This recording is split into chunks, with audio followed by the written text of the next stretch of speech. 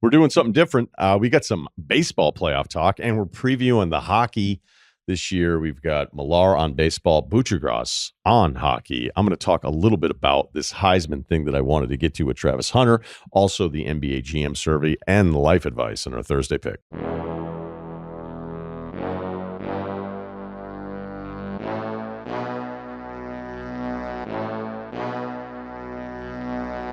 Couple things in the open that I want to get to. I've been kind of teasing this Heisman thing, and then I also want to talk about the NBA GM survey. We'll bring in Ceruti for some of that, some stuff that I like, some stuff that you're like, hey, how did that happen? But that's what happens when we take polls of a bunch of different people. But it's also what happens with the Heisman. If you look at Heisman voting this year, there's a lot of stuff that I want to get to historically here. So, like, look, after this weekend, we're going to be at the halfway point of the season, okay?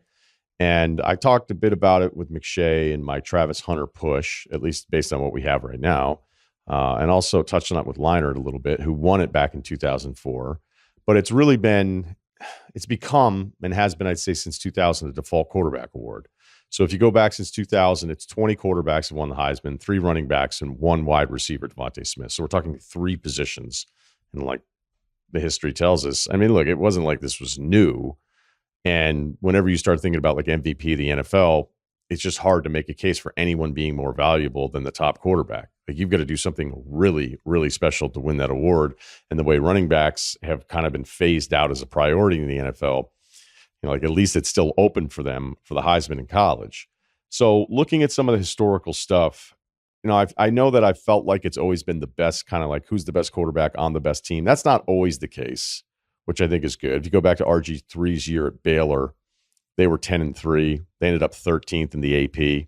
That's actually a good sign to me, and he was fully deserving. He had a spectacular year, but there's also the story element of that you have to realize that voters are always going to be into, and the story was putting Baylor on the map. The Vanderbilt of the Big 12 in a way. Maybe not that bad, and the timing of that with Vandy's week is a little different. How about that Kentucky spread, by the way?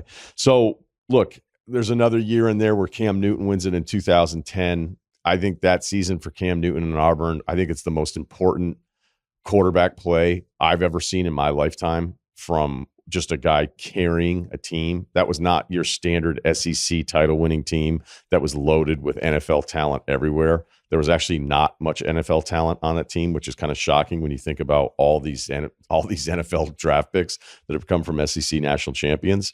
So if Cam, and I wonder, like, if Cam doesn't have that comeback against Bama at Tuscaloosa, like one of the all-time games in the history, at least of that part of the country, like, would Cam had lost momentum because he felt like there was just so many weeks he was saving Auburn, and then it leads to a national championship. Cam ended up with 729 first-place votes. That is a staggering total. If you look at the total number of voters for the Heisman as of today, I have this number here somewhere. I think it's like 900-plus voters that vote on the Heisman. Some other places have said it's 850, but there's a lot of people that vote on this. So you have to think of like the momentum of the story, and then sometimes the momentum of groupthink a little bit too. So Cam winning 729 first-place votes over Andrew Luck, who had 78 first-place votes, like that was still the right choice, because not only are you talking about story, best quarterback, best team, but it was the most outstanding season of any player in college football, and it paid off with a title on top of everything else. So you got that. But I do wonder, like, what would the voting have been like if they hadn't had that comeback against Alabama? 2009's Heisman vote bothered me. Ingram won it, running back Bama. And think about that. Cam number was 729. Ingram won the Heisman in 2009 with 227 first-place votes. Toby Gerhart was second. The White Rhino, I believe. Colt McCoy was third. I would have voted for Ndamukong Suh. He had 100, so he came in fourth, but had 161 first-place votes.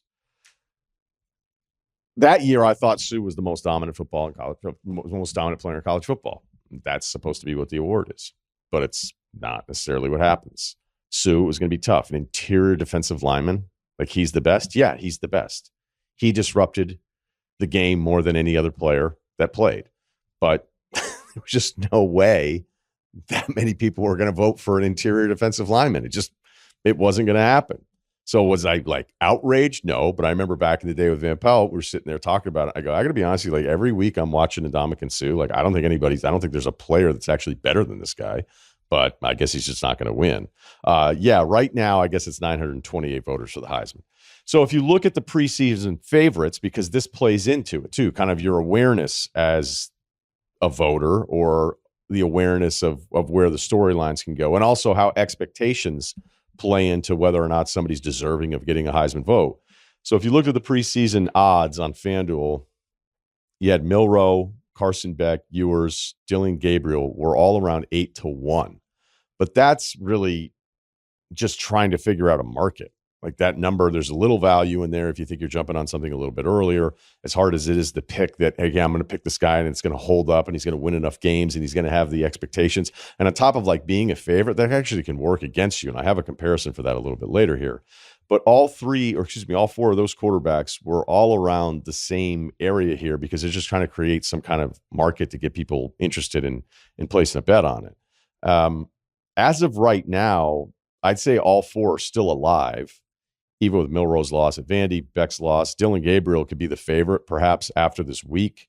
Ewers missed time, but he's going to be back in the game against Oklahoma. But Beck has the sixth best odds still, and I wonder if that's just because at the beginning of the year he was on the list of people we need to pay attention to, because the realities of Beck, like what has he actually done? Like, how does he have the sixth best odds other than he's just kind of a leftover of being a preseason favorite? It's kind of the marketing part of this where we're giving you the list. It makes sense. Like the Beck storyline makes sense. Pretty good last year, figured some things out, coin toss, could have played, maybe win a national championship last year. Again, there's a lot of assumptions with all of this stuff after losing to Alabama in the SEC title game. But watching this year, I'm kind of like, is he still on this list just because he was on the list in the preseason? Like, here's a perfect example. Will Howard is never mentioned, the quarterback of Ohio State. He is never mentioned ever as like a Heisman guy. His stats are better than Carson Beck's pretty much across the board.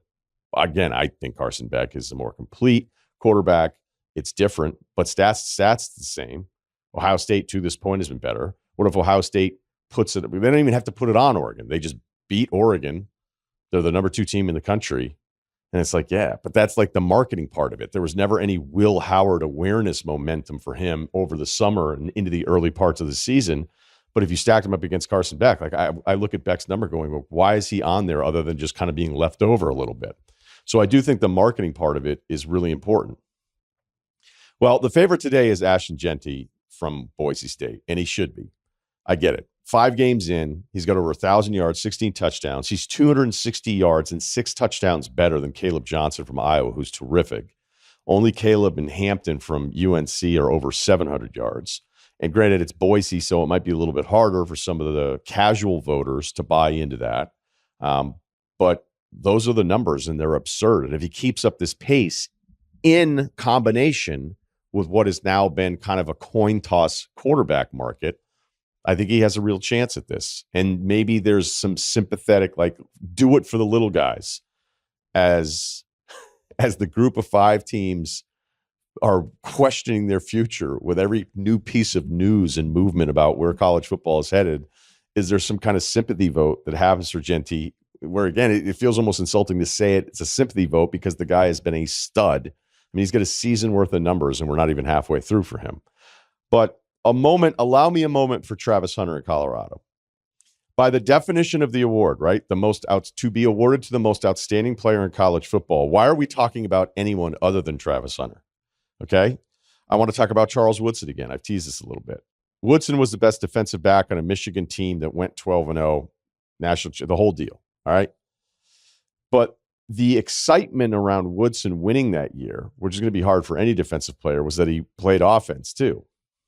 Kinda. All right. Like, he returned punts. He ran one back for a touchdown. He only returned 33 punts that year. He had 11 catches, 2 touchdowns, and they let him run it. They gave him 3 carries and he ran it in. So he had 3 total offensive touchdowns on 11 catches and 3 carries. All right. So I don't know what his targets were. So let's say 14 touches on offense and he returned 33 punts. That was kind of the clincher back then. It was a long time ago. Kids, you're going to have to trust me. But, Peyton Manning couldn't beat Florida. If you look at Peyton Manning's, that was the year Manning was, if he was going to win it, that would have been the year. But Michigan has this incredible season. And if Woodson doesn't play any offense, I bet you Peyton Manning still wins the Heisman. But it's like, no, wait, this guy's doing both things.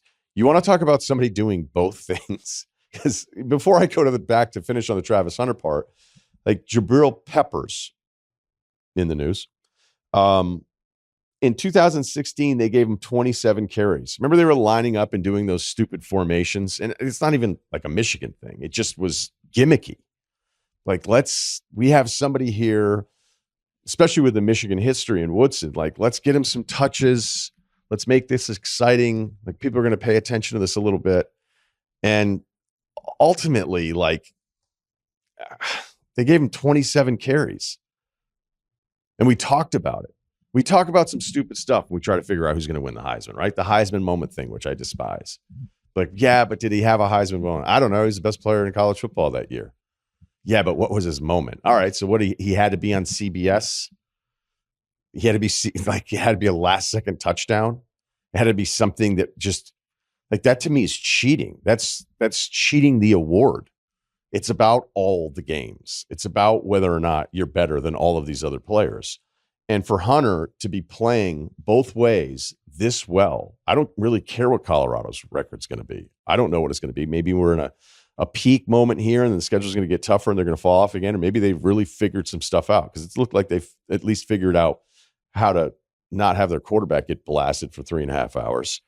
But if we're really looking at what the definition of the award is and in comparison to who the favorites were, because I do think something's also happened here. Like when I was a kid and you looked at politicians, the vice president was always in the mix to run for president. All right. And it was just understood because they were on the nation's radar. The party didn't have to reintroduce somebody. And it just kind of made sense, for the incumbent to just go, all right, well, this is going to be the party selection. And granted, we have that on one side right now in a different way. But I almost wonder, with the Heisman back in the day, you had to have that same kind of awareness. You had to be on everybody's radar. But now being the favorite, and I think it's the same in politics, like if you're exposed for too long, if we know who you are for too long, then we turn on you. I think that happened to Andrew Luck a little bit. It's like, well, if this guy's so good, how come the team isn't doing better? All right, well, I'll pick the team that's 10-3 because I didn't expect as much from him. So that's kind of baked into this entire equation. But if we're talking about most outstanding and somebody that isn't playing offense as a gimmick is actually one of the best receivers in college football on top of being one of the best defensive backs, I don't think this should be that challenging in comparison, again, with where we're at halfway through the season with the group of QBs that were the favorites.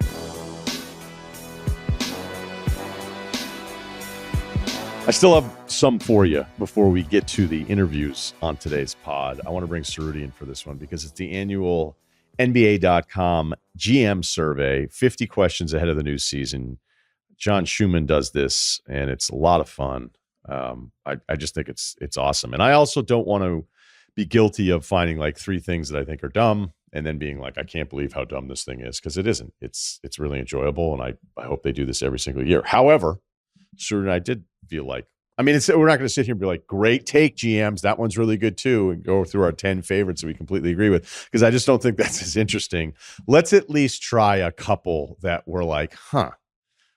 Are you down with that? Yeah, we should also point out, I think we didn't do this enough last year, and people were like, dude, you think that actual GMs fill this out? I don't know what percentage of the GMs fill this out. Probably low, but, some front office guy thinks this. I think it's higher than people think, actually. I don't think it's as bad as the coaches poll. That's you know what I mean? Right? So I don't think it's 0 GMs. I don't think it's 30. Maybe it, but if I had to guess, I'd say it's north of 15. But again, I have no idea. I have not asked anyone about it. All right. We'll take 50%.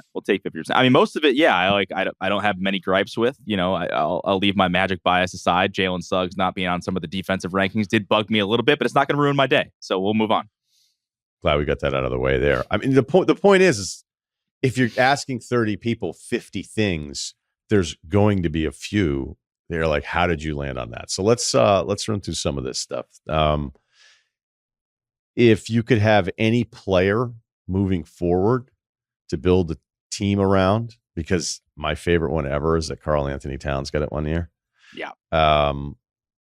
I thought Wembanyama at 77% was low. Or is it just that, hey, Jokic is the finished deal, Doncic is the finished deal, 5 to 7 years with them, and maybe Wembanyama has somebody roll into his legs twice in his career? I don't know. I still thought it was low to be 77%. Yeah. I'm not playing like the Wemby Zag game here, but okay, let's hear it. No, I mean, there's a likelihood he's going to be great, but at some point there's a line between a guy who's already awesome and already an MVP candidate. Like how many definite years can you get out of him versus whatever the promise of what Wemby could eventually be? I mean, his team, his rookie year, obviously he's got a better point guard this year. We'll see, but how far away are they away from winning stuff? Probably decently far, I would suggest. So I don't think it's insane. Like, obviously I would pick Wemby, but I'm okay to hear an argument for somebody else.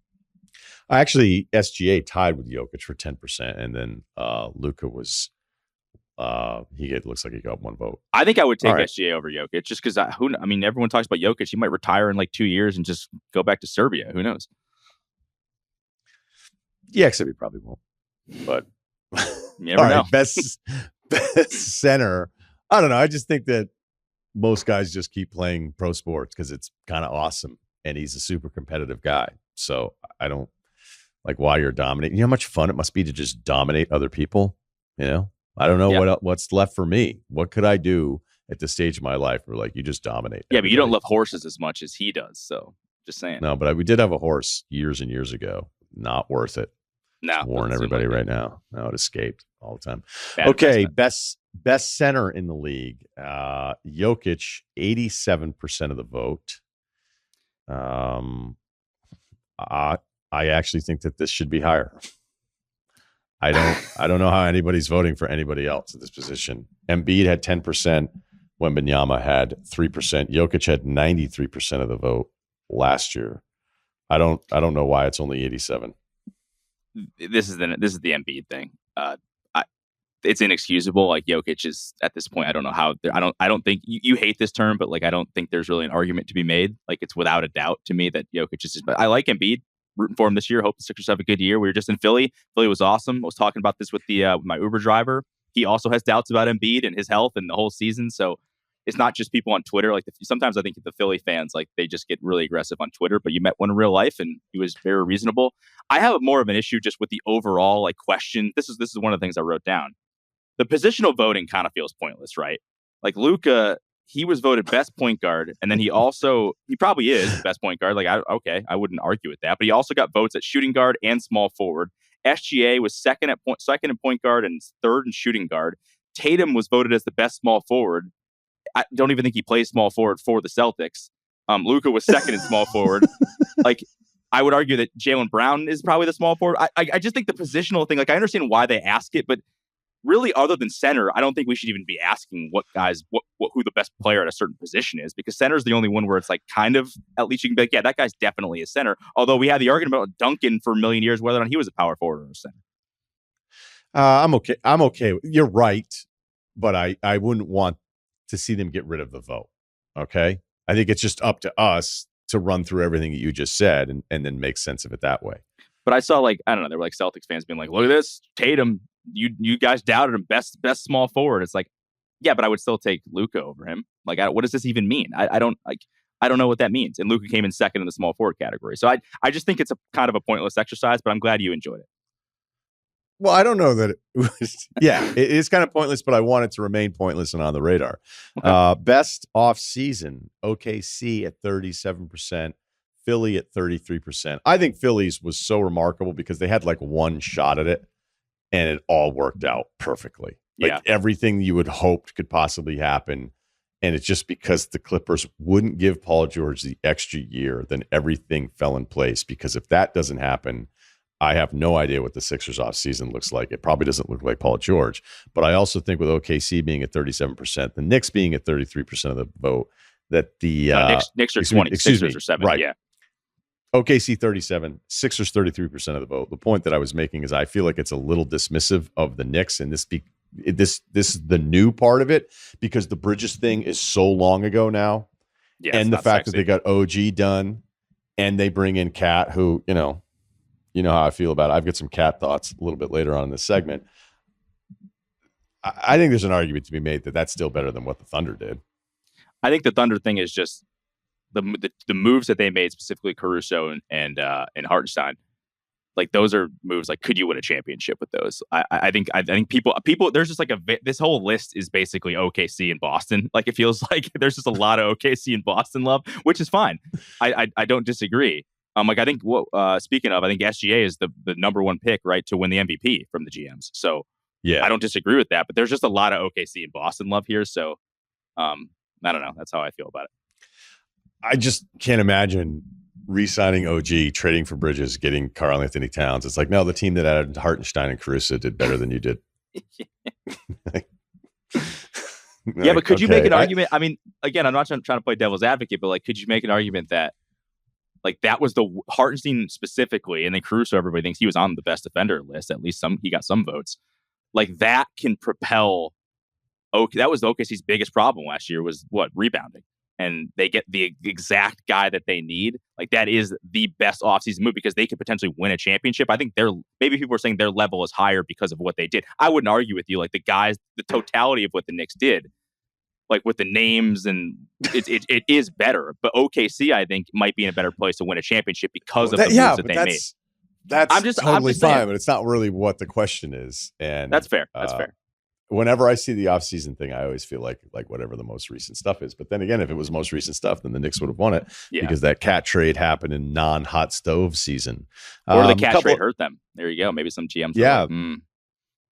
Yeah, because I don't. That. Yeah, DiVincenzo. Who would have ever thought, like, I'd like the team that got DiVincenzo, not the team that got Karl Anthony Towns. And maybe everybody's right. Rookie of the year, Reed Shepherd, runaway, 50% of the vote. Risa Shea as the number one pick only had 13% of the vote. I thought that was even high. I was like, is there any chance that the number one pick in the draft is not going to get any GM to vote to pick him for potential rookie of the year? Who knows? Sar had 7%. What are you talking about? You're looking at what rookie will be the best player in 5 years. The rookie of the year, he didn't get one vote. Risa Shea. Oh, he didn't get one vote. I wrote that down. That was one of my points. That's nuts. There's two different ones. Yep. Okay, great catch, Ceruti, because you're right. Who will win? Reed has 50% of that vote. Zach Edey has. All right, go ahead. Give me the rest of it here, because now I have so for rookie of the year this year, Reed Shepherd's won at 50, Edey's second with 30, Castle's 13, and then Holland, Sar are the other two guys getting votes. Risa Shea did not get a vote. Now there is another question of which rookie would be the best player in 5 years. Reed is still one. Kind of runaway, 43%, then Castle, then Risa Shea with 13%. I don't remember. I went back and looked at as many as I could of a number one pick who didn't even get one vote in the GM survey to win Rookie of the Year. The only other time it happened was Markelle Fultz, and he got hurt before the season, so it doesn't even really count. So this is like unprecedented. Okay, this is even better then. I'm so glad you found that because I guess I was looking at the other rookie category here in my notes.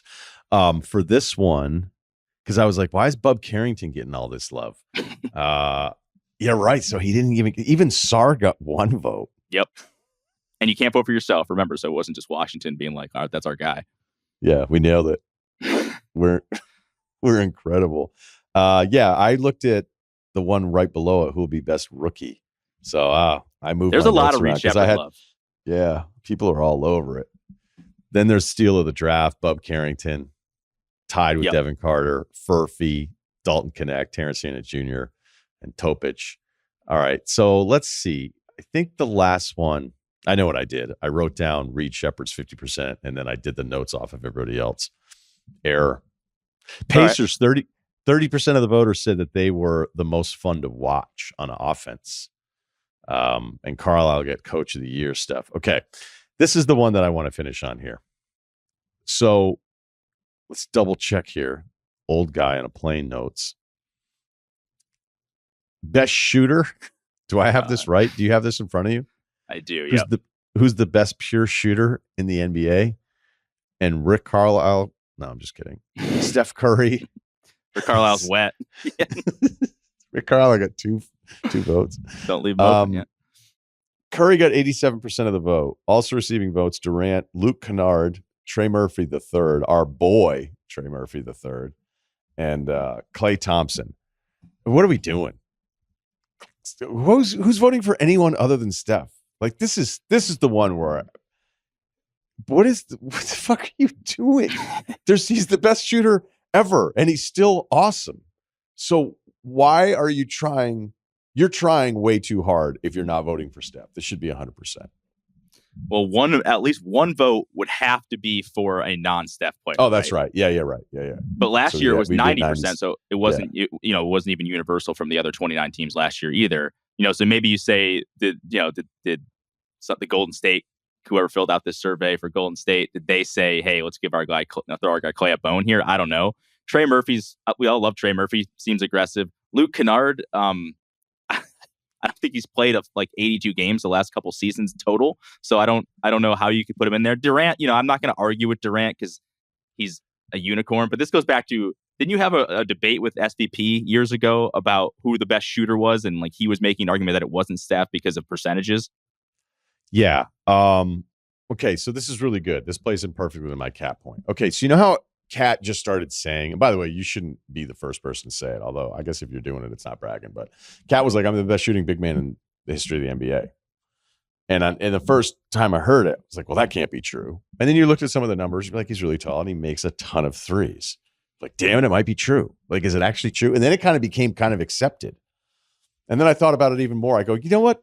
I'm going to keep fighting it because it's just stupid. You're catching shoots out there. And now you're the best shooting big ever. We're going to dismiss all the stuff Dirk did to get into his shot. And just because of some shooting percentages on catch and shoot threes, like Cat doesn't get into his stuff. Or you're going to tell me that Cat, because of his 3-point shooting percentage, should be looked at historically as a better all-time big man shooter than Kevin Durant, when Durant's actually like dribbling into some of the stuff and pulling up in the mid-range and everything else that goes with it. Like, I don't want to talk percentages. And yet you're right. Like 10 plus years ago, Van Pelt and I were having an argument about Curry.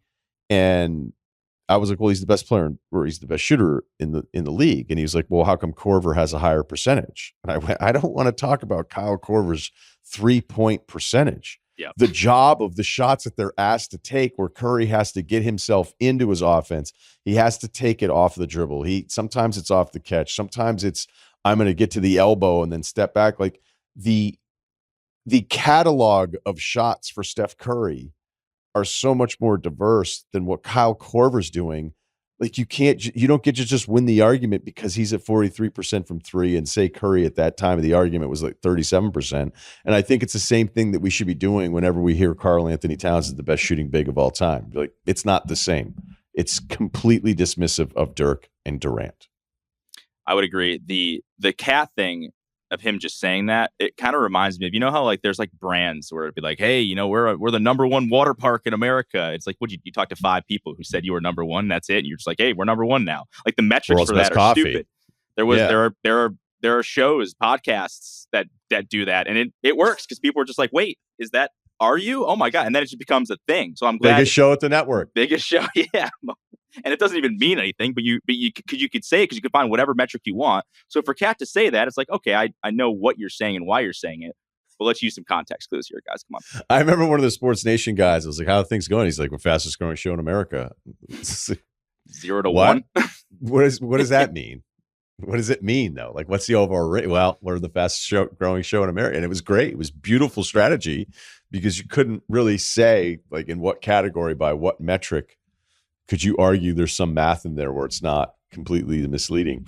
So yeah, I think that's really important when you start seeing the Knicks propaganda sites popping up a little bit more. Cat's going to have some big nights. Like no one could ever look at me seriously and convince me to be like, actually Cat's a better shooter than Kevin Durant. Like he's just not. They're both tall. So congrats to them and their height. All right. Good stuff. Looking forward to next year.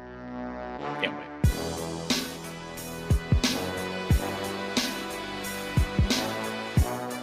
Let's talk some baseball, postseason baseball in the hotel room locked in last night, East Coast time. So it was a late one for boy. I forgot what that was like. Kevin Millar from the MLB Network joins us now. You can watch him with Ryan Dempster and Sierra Santos on the network's Intentional Talk throughout the postseason. And of course, MLB Network has pre and post game coverage for every game of the postseason. I was watching it last night after that Padres win against the Dodgers. This is a spicy series. It's a lot of fun. I can't believe anybody hits Michael King, to be honest with you. I mean, he has that one inning where you're like, how the hell did he end up giving up runs? But here we are at 2-1. What most kind of resonated with you from last night's game? Yeah, it's funny. Michael King's been unbelievable, right? I think everybody gets to see him on the stage, but he reminded me last night of Manaea as far as that crossfire from the right side. Like, it's funny because my son was asking me, like, why is he changing sides? And I was explaining to him, like, to go inside to a righty from a left side is very important. And then here comes King, and it's almost like he's the same way to lefties, but filthy, obviously, slider, breaking ball, slurve, whatever you want to call it, to right-handers. And really, it's been awesome to watch him on the stage because there's a calmness about him. With all of the sideshows going on between the Dodgers and the Padres, you were able to see him just kind of like there's a calmness. Yeah, let's get into the Machado part of this because he is a brilliant player. Like, I remember him coming up and then they stick him at third base. I go, that's not even his natural position. Now I think he's playing the best defensive third base of anybody in all of baseball when he first comes up. But he got into it with a lot of people, and I would say a lot of it was all on him. A lot of it was his fault. The Dodgers-Padres thing is its own self. But, I thought it was weird that Flaherty, after giving up runs, would go at him like that. But then you guys, you want to talk about long memories, baseball players. So I don't know if there's something else that's left over. I don't know, maybe if it's good for the Padres who feel like they're sticking up for themselves against the big brother. So I don't know if it's about, like, if it were younger Machado, I would just be like, dude, that's on him. I don't know if there's more to this now. How do you see it? Yeah, I think that some guys like to play that role. You're looking at a Jesse Winkler and with the Mets.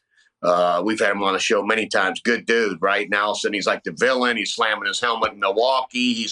Obviously that home run he hit yesterday, like, it almost left the stadium. You can watch it as long as you want. But I think some dudes, that's their role. Machado's a great player, dude, like a great defender, behind the scenes. Teammates like him.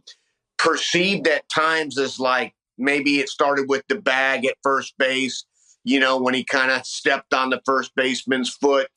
That stuff happens. I played first base many years. Many guys would go ahead and cleat me by accident, whether it's intentional. It doesn't matter at that time. It happens. So we had the incidents when he threw the bat in Baltimore and all stuff. But you grow in this game.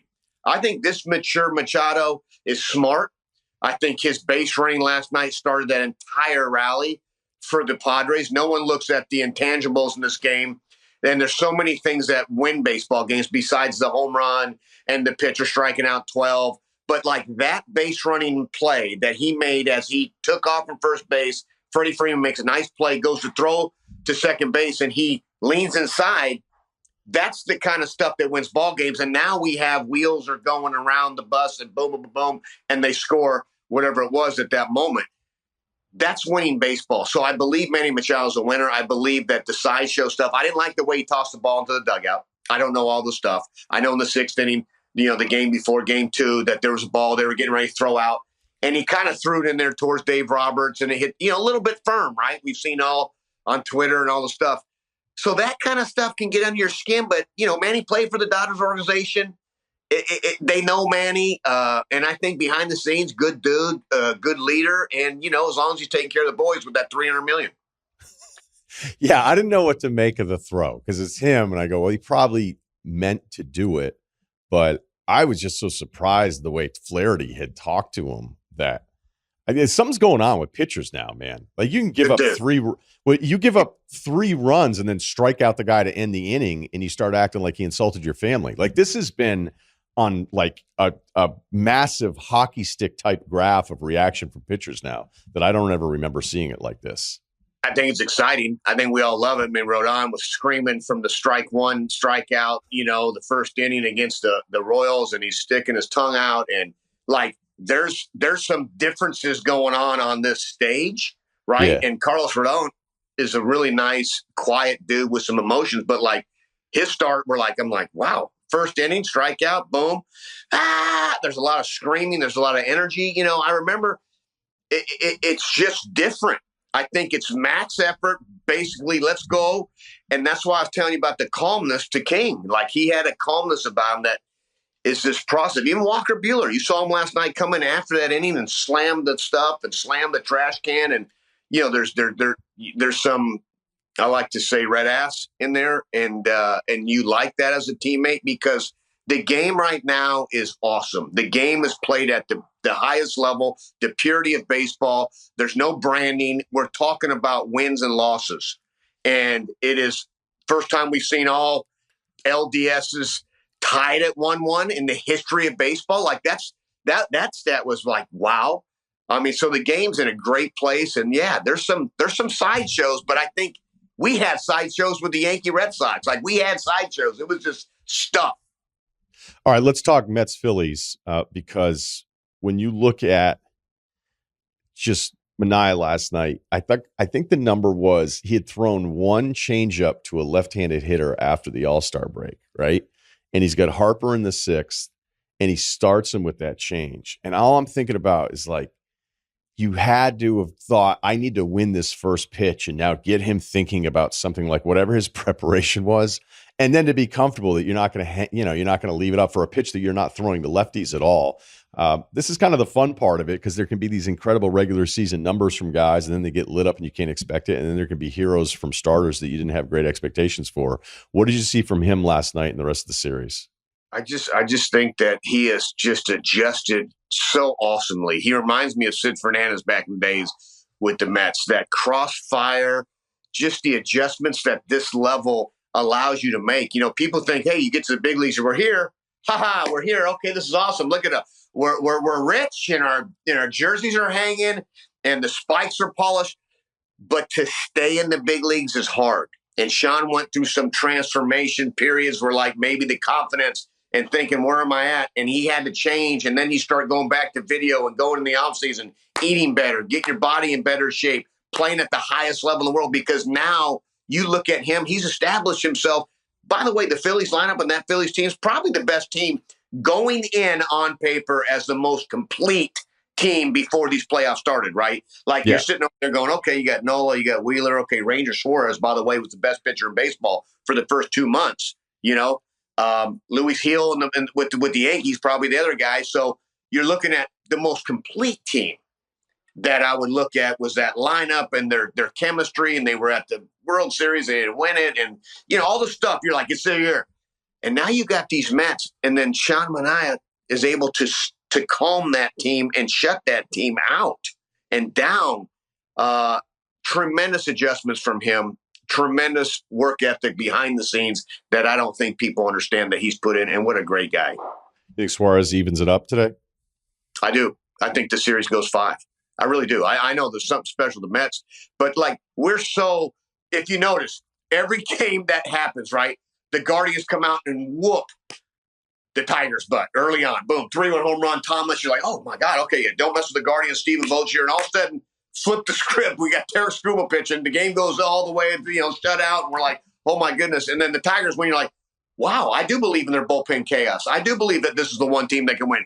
And then the Mets, their run, but the Phillies win and the Mets win. It's like you go back and forth. If the Dodgers would have won last night, it would have been like, oh, my, here come the Dodgers, right? But now the Dodgers, it's like Cry Me a River and the Dodgers staff, and here we go.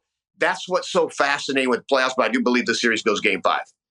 Okay, so let's talk a little Guardians-Tigers here, because you knew, not that the Cleveland offense is off the charts, but you felt like with their back end, it's probably the most versatile, although San Diego, with all their additions, like we get in an argument about like how deep can you go 3 or 4 arms. The Padres have shown that. Cleveland's shown it all season long.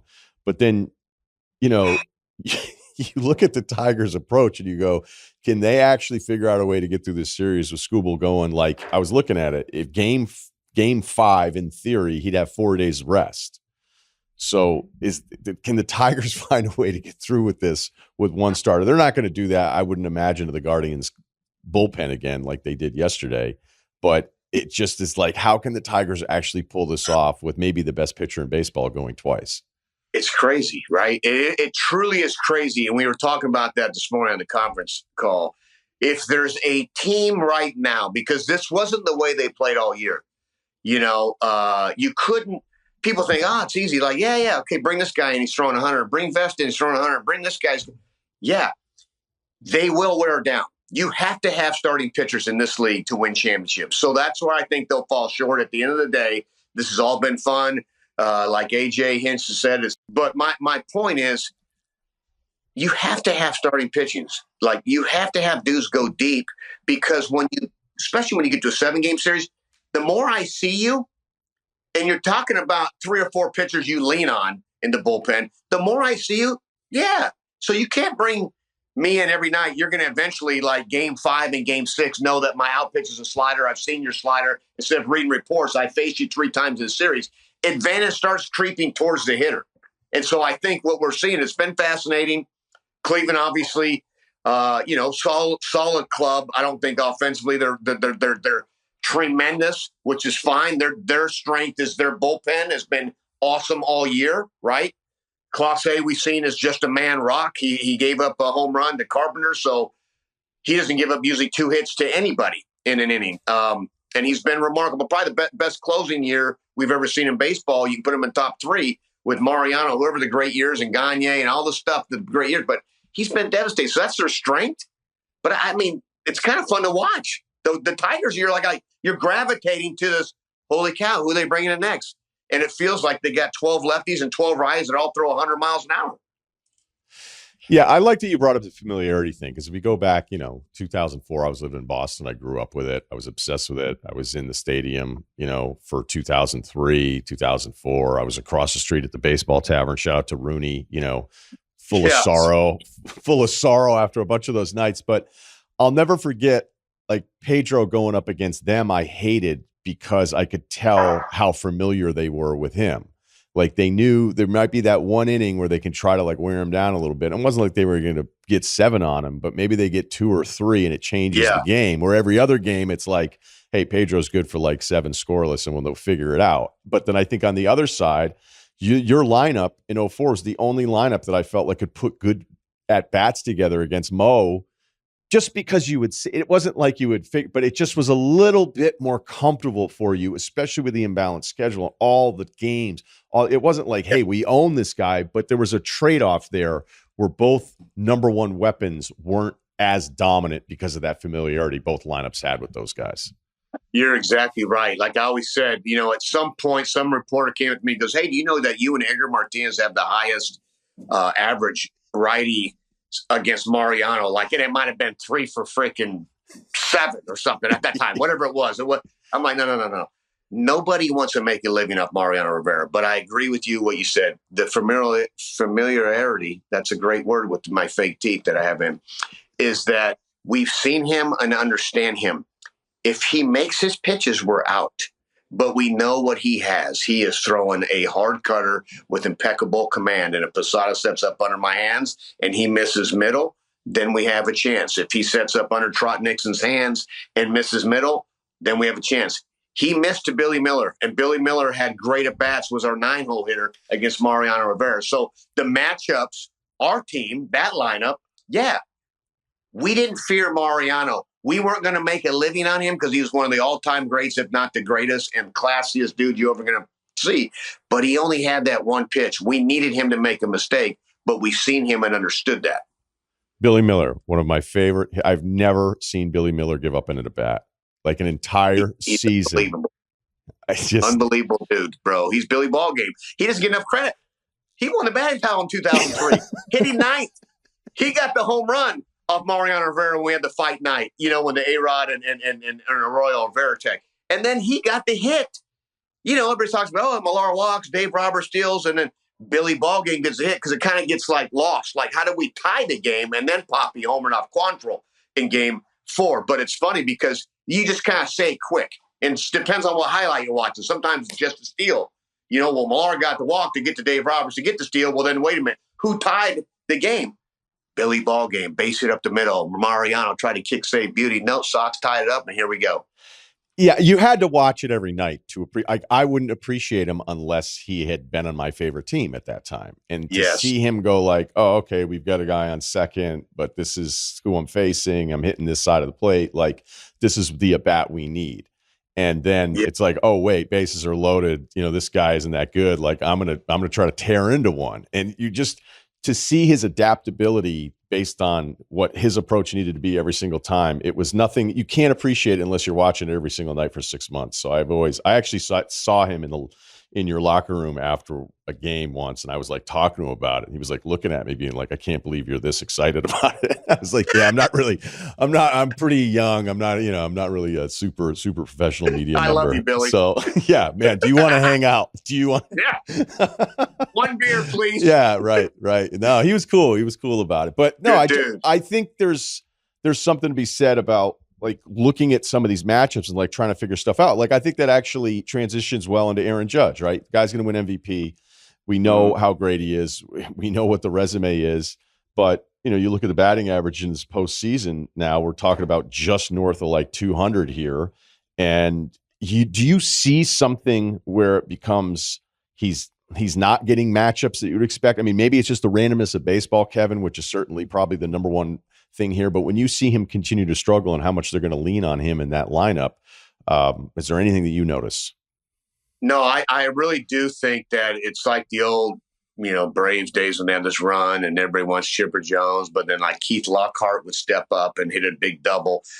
You have to understand going into a series, and it's just like if you and I were manager, we're like, before the year was ending that we need to, we're not letting Aaron Judge beat us. Period. End of story. Like sometimes you and I guarantee us said with 2 weeks left of the season, why would you let Aaron Judge get a pitch? Because he goes on these home run tears and then drives in 5 with 2 swings. And you're like, why are they pitching to him? We always say the same thing. Why not let Wells beat you? And I used to say that on deck when Poppy was hitting. They would try to go 0-2 fastball inside the Poppy, and he would go, whoo! And he'd kind of look at me and throw the bat towards me. I'm like, why are they pitching him? Why not let Millar and Trot Nixon beat him, right? And so the fascinating thing about baseball, and Bryce Harper goes through it, and he even said a few interviews, he said, hey, I can't anticipate them not pitching to me. I got to be ready to hit, right? But we know that they're kind of pitching around Bryce Harper, and they're going to kind of pitch around Aaron Judge.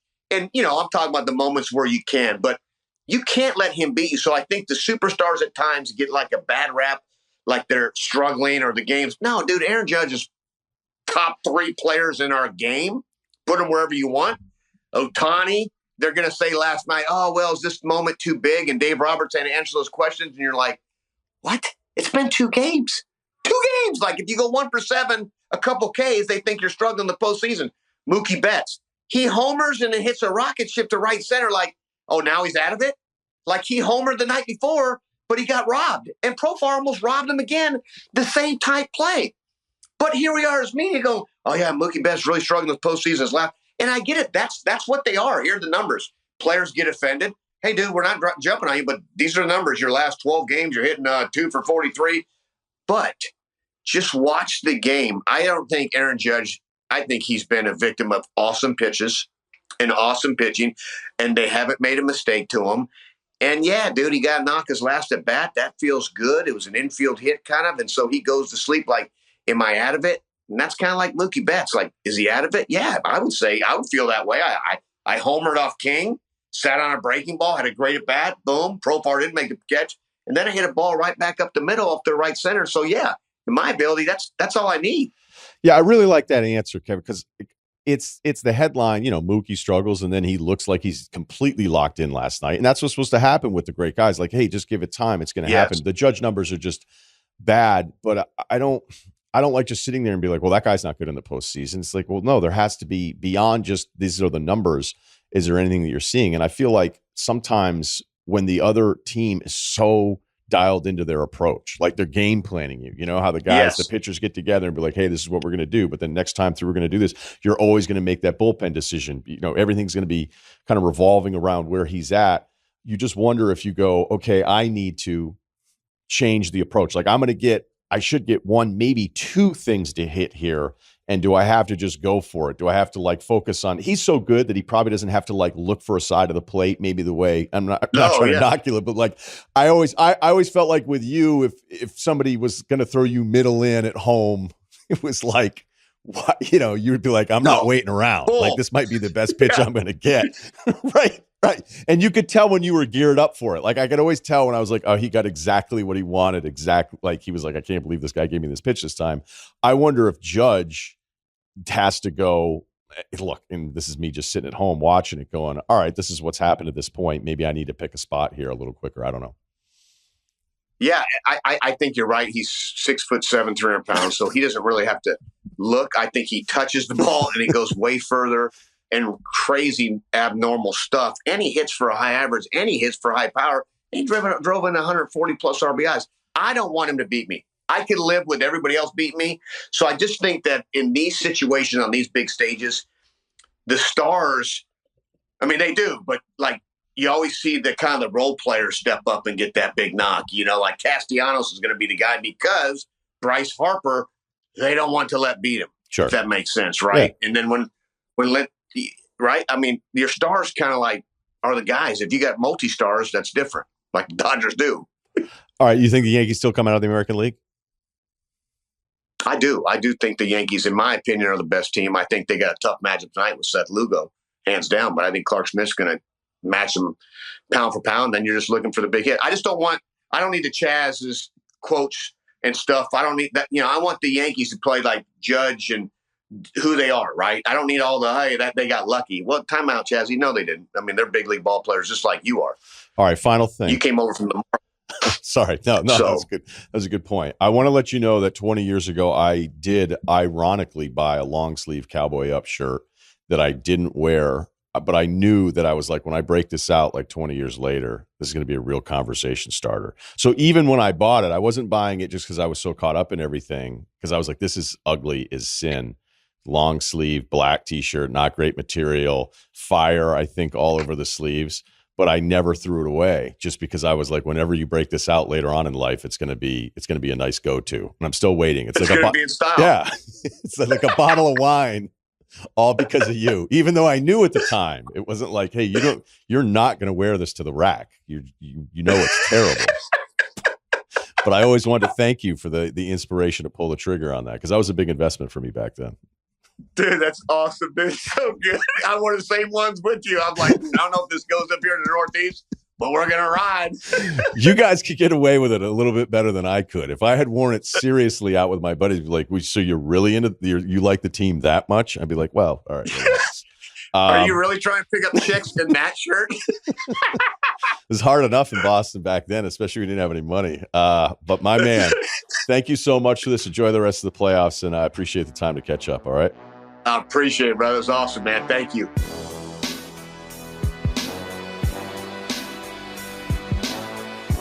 You're home for hockey. I love what we're doing this week on the pod. Hockey season gets started. Who better to talk to than John Buccigross, ESPN? What's up? Hi, Ryan. Great to see you. Ready to go. Okay. The long season begins.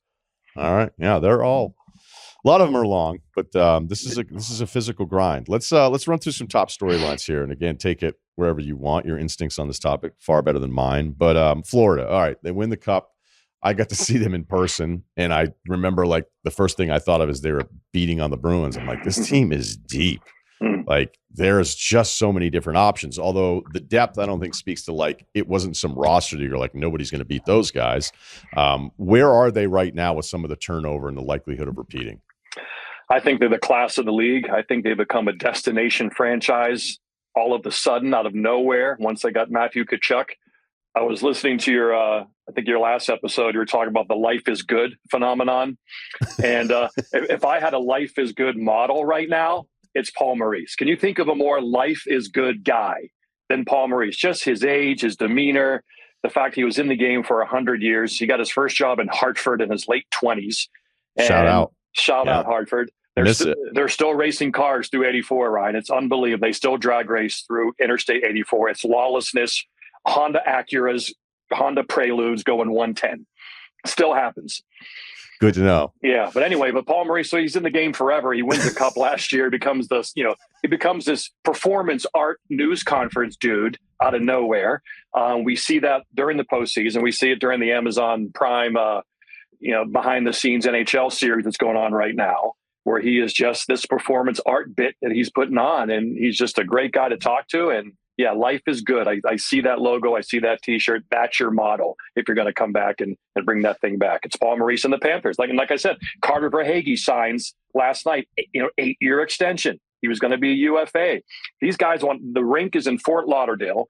They live down there now. They take golf carts and flip-flops with coconut suntan oil in the air. And it's amazing. It's the place to be right now. Okay, so Montour moving on, like despite it doesn't even matter. Like you don't even see it as a blip. Well, Montour, again, he's a dude for sure. But they become this defenseman reclamation destination. They did it with Montour. Gustav Forsling got waived twice and traded. He's now a number one defenseman in the league, and he signs for 5.8. He's a $9 million defenseman making 5.8. By the way, can I interrupt? How does that happen with Gustav? How do you go from like this is the equivalent of somebody being waived in the NBA, and then it's like you're not just making a random all-star team. You're considered one of the best small forwards in the league. Right. Like, how does that happen in your sport? Yeah, it just, you have physical attributes, but for some people, it's a rough sport. It's a violent sport. So it's going to take some guys probably a long time to get comfortable and then to be in the right spot to feel like someone's, on your side, but it doesn't make sense. Yeah. He was in Vancouver. Carolina's a good franchise. Again, they were deep. So maybe he wasn't going to get his chance. He just happened to come to a place where he got a chance and everything just works. And suddenly, like I said, they have a number one guy. Oliver Ekman-Larsson was like, he was gone. His career was over. He comes in. He wins a cup last year, goes to Toronto. So they hope they're going to do it again this year with Adam Boqvist. He's going to run their power play. Bought out by Columbus, and now he runs the defending Stanley Cup champions power play. Again, he got hit in the face with a puck last night, so we'll see if he comes back. But yeah, so far they've been able to find D-men and for some reason make them better. And that's what they hope. Again, they have 8 of their top 9 forwards still back. And they just make up their fourth line, whatever they want. And so I just think right now they have it figured out. They're in a 3-4 window where I think they're the prohibitive favorite to win again, and certainly to come out of the East. Okay, so let's go to the other side. Edmonton story down 3-0, get it to a game 7. I think it's better, although it might feel worse because, whatever. I don't really want to debate that part of it, but we know the makeup. We know how talented the top line is. I think the Draisaitl injury, once we kind of knew more about it, kind of made sense to think like, how can this guy not be an impact when I think he's, one of the best players in the league. They've added a couple forwards that you like. I know Fogel's out. There's probably some questions still about the D depth past the top 2 guys there, but who are they now? And is maybe that not matter as much as where they're at mentally with what they've gone through? Yeah, like you said, I think it's good in a lot of ways. I mean, for the league, they lost game 7. It's kind of like the old Red Sox Cubs curse. It was kind of good that it kept going and going and going and going, because once it's over, right? And so it's kind of neat. And it is different. It is. It's different. Totally different. Like, it is, unless you've been through it. For anybody like we're going, no, this is good. And you're like, oh, my annual renewal of pain is good for everybody. But then when they win, like, it's just not the same in Boston anymore. No, it's just not the same. No. So go ahead to your point. You were absolutely right. And so his search for his first cup and will continue, and that's good. And so, yeah, they had a good July 1st. They went out and signed Jeff Skinner, a guy who could score 30, 35 goals playing with Draisaitl. Arvidsson is just the kind of guy they need, a veteran guy who can score 25 goals, had a good run with the Kings. And they brought back Henrique. So they were exposed for 2 young guys, Broberg and Holloway. The Blues come in and swoop them up. They decide not to match. So now they have this big salary that they can add at the deadline. They can pretty much add whatever they want come deadline time. Darnell Nurse could come around and have a career year. He's that second pair D you talked about. It's possible. Like Brett Kulak's a real player down there on the 5-6 pair. He's like a real NHL player. He's fine. But yeah, they're probably maybe like 2 guys. They think this Ty Emberson guy can be a guy. He played with Knobloch and who their coach in Hartford and stuff. So they think that maybe he's a guy. But yeah, they have a big salary slot they can go get at the deadline. Just about anybody they want. it'll likely be a defenseman, but you never know. Like I said, Nurse could pop this year and have an amazing year. These other guys, someone could step up. And so now they're looking for something else. But I just think with the hunger, the maniacal situation of McDavid going for his cup, and the fact that Draisaitl extended, it looks like McDavid will extend. So now that there's no drama around the organization, no angst. Like these guys in or they're out. They're in now. So now that they're in and they bought in to an amazing rink, it's the Mercedes-Benz of rinks. It's unbelievable facilities. Obviously, it's dreadful to live there in the winter. But when you, I'm going this winter. Yeah. I'm going to a game. Just go, man. Yeah. It's like Hartford and Worcester on steroids. So you'll fit right in. You'll get the feel right away. Plenty of parking. Not a lot of outdoors basketball. Okay. Let me just ask you one last McDavid thing, because I think the arc is a very familiar, repeatable arc for the NBA star.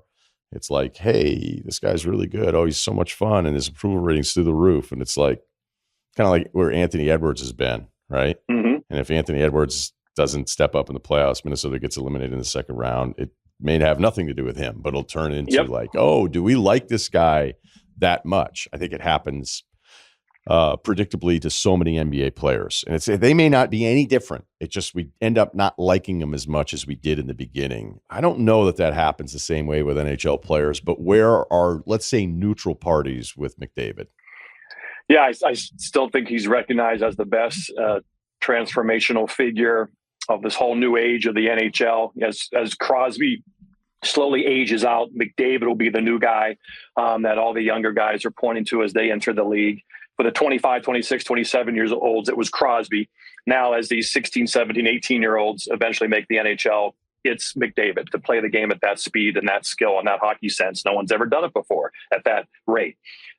He's done it without any international stage, which stinks. That's kind of one thing in other sports. If their team isn't good, they can always go for their country and win gold medals or World Cups or whatever the tournament is, and whatever soccer tournament they have 14 of them every year. I know. So he hasn't had that, right? He hasn't had an Olympics, hasn't had a World Cup. He's going to have 4 nations this February, which will be fun. So we'll see him out there with other fellow superstars. And then again, you'll see even more how much better he is than everybody else.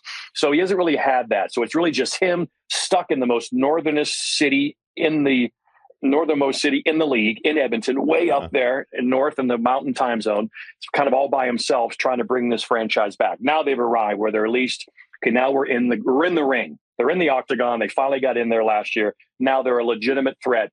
Now he becomes the star of the league. So I really do think the shine is on him. I think he's a somewhat likable figure, a little awkward, very quiet, but I think he's coming out of it a little bit, starting to accept it. And I think this would be it's fun. That's actually, now you've asked that question, I'm kind of thinking as you asked me and as I'm talking, I think this will be a good 4 or 5 year window for him where he really does blow up in the entire sports world, and in the hockey world, he becomes the absolute king.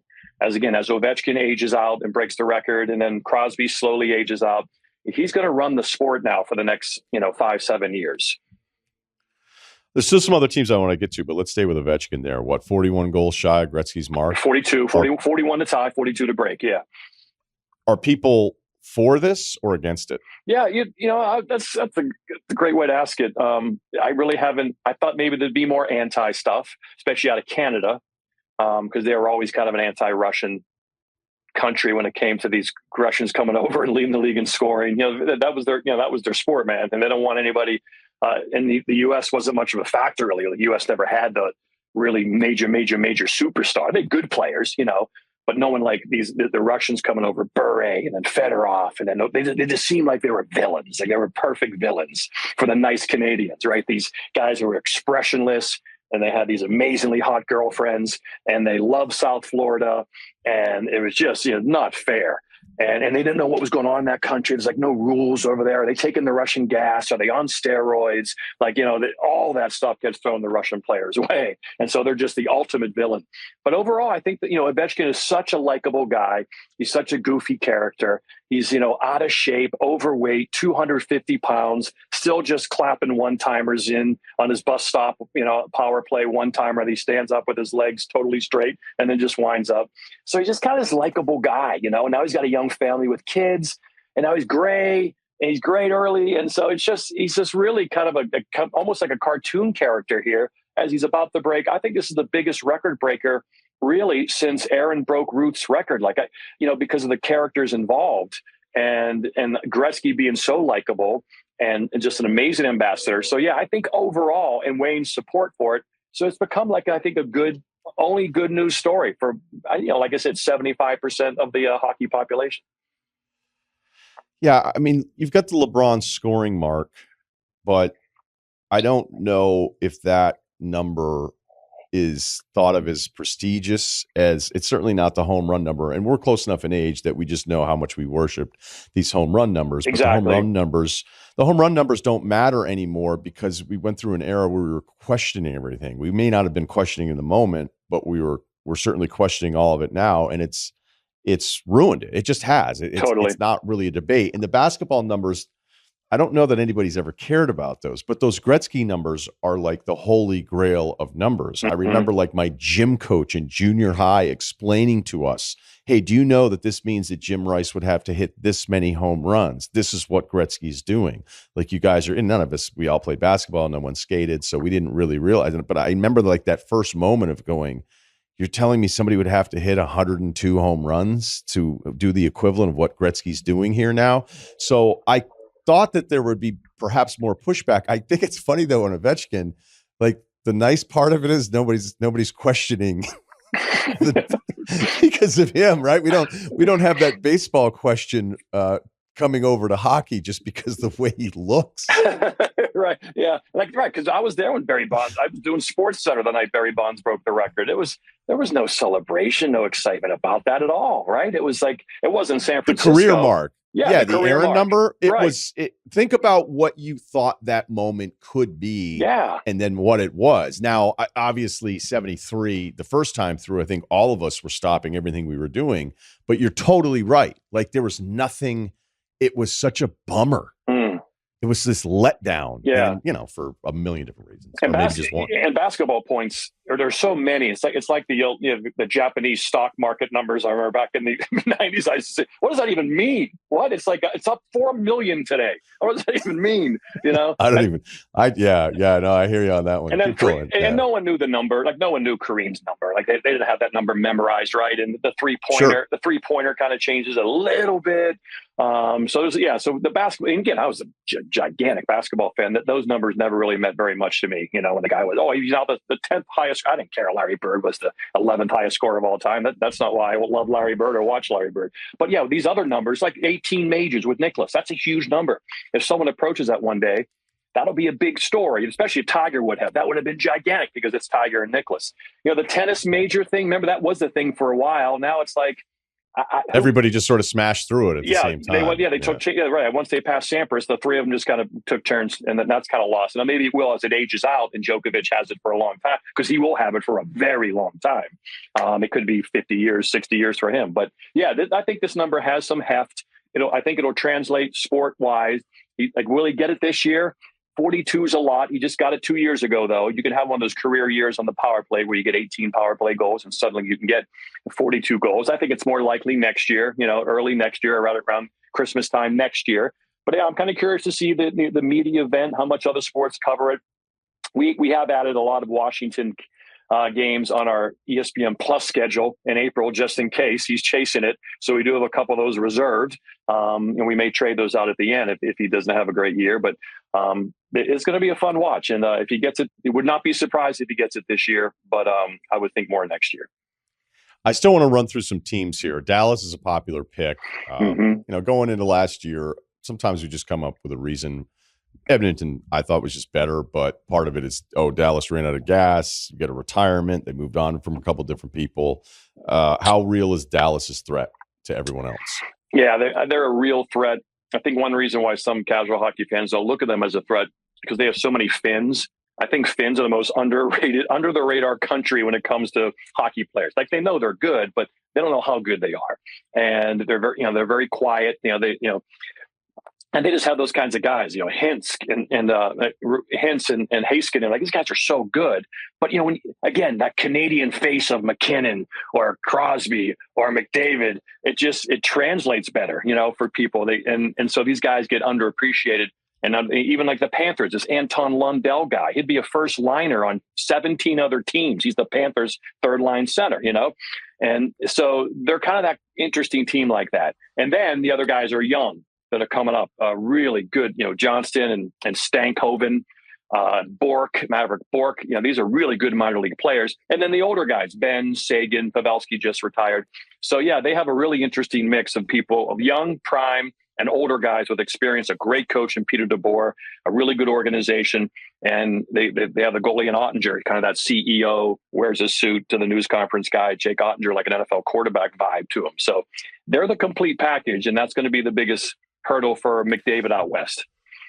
All right, let's talk Leafs. We know the history and who they're supposed to be. I mean, I just have a hard time just going like, oh, you can never pick them because of what's happened. Goaltending was an issue last year. I think it was 23rd is the number that I found. So they're going to go with the young guy. And then I thought it was funny because, again, I sat behind him in one of those playoff games.